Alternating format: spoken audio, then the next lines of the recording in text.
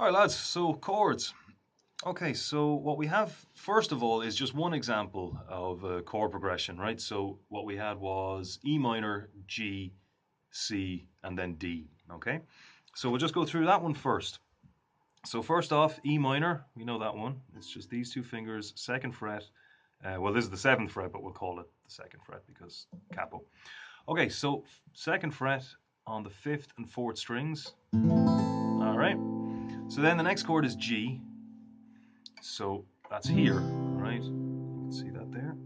Now, easiest way to do that is come up. This one has to scooch up a little bit because it's all the way back here because I need to make room for my middle finger, right? But once that's taken away, I can go right up to the fret. Then these two become much easier on either side. So sixth string and first string, okay? So what's that again? This comes up.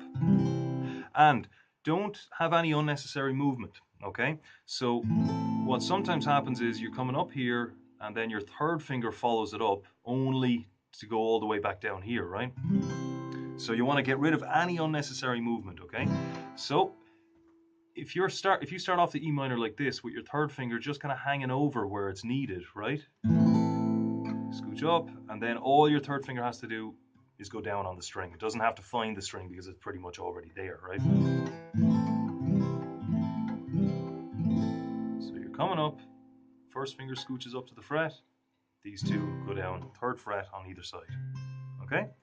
So then the next one is C, so there's no real short way of doing this, it's kind of more just a big turn, okay? So C, open string, first fret, open third string, second fret on the fourth string, third fret on the fifth.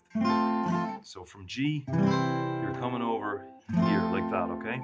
So try not to get into the habit of doing it like this. There, then there, then there, right? Try and get all your fingers down on the strings at the same time, right? And it doesn't matter how slowly you need to do it in order to get it that way, okay? But it's a good habit to get into because even if you do it one at a time really fast, like 1, 2, 3, 4, just 1, 2, 3, it's never going to be as fast as just that, just all of them at the same time. Okay, so just get into the habit, coming up, turning around, and they all come down at the same time. Okay, let's get a better angle on that.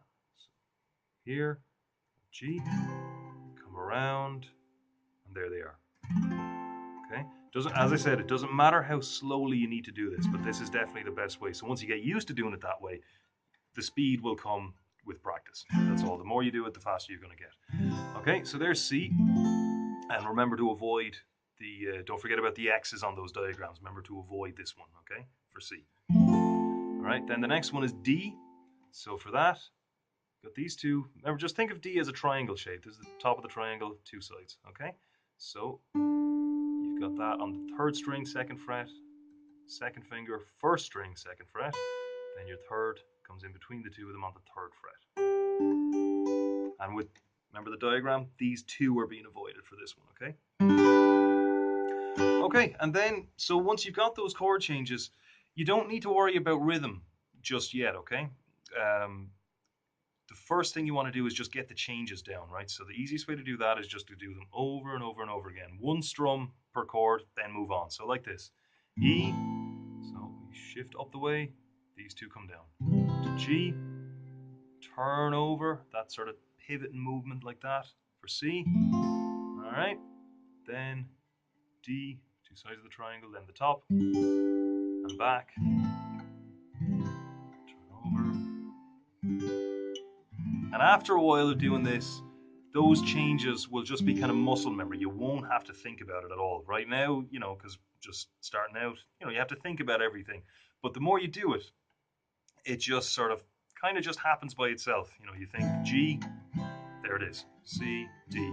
So what I want you to do is that chord progression, but you've got more than just those chords in the book now. So I want you to put together your own chord progressions, put maybe 2 at a time, 3 at a time, or even 4 like that one, and just play them together over and over and over again.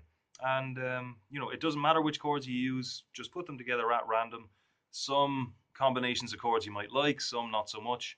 But that's all part of just exploring, songwriting really, because that's how songs are made, just chords, a couple of chords put together, and maybe a melody to go over them. All right, but that's the main thing. is the chords. Okay, and just for Mícheál as well, and obviously Paddy T can do this as well, but it was the pentatonic scale we were doing. So remember, that's down in the book as well. So up by 3, 2, 2, 2, 3, 3. And the little sort of lick we did was 3rd fret, pull off, same again on the next string, then 2nd fret, and then end on that note there, 2nd fret on the D string. So again, that's.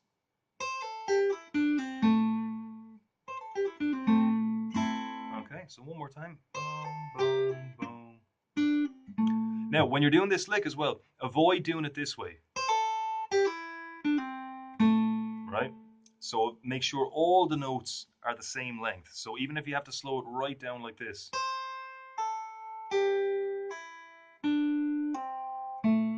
Okay, because steadiness is way more important than speed in pretty much anything, okay? So just start 1, 2, 3, 4, 1, 2, 3. Okay? But so the pentatonic stuff is just on the side though, okay? The chords are the main thing, alright? So keep it up, alright?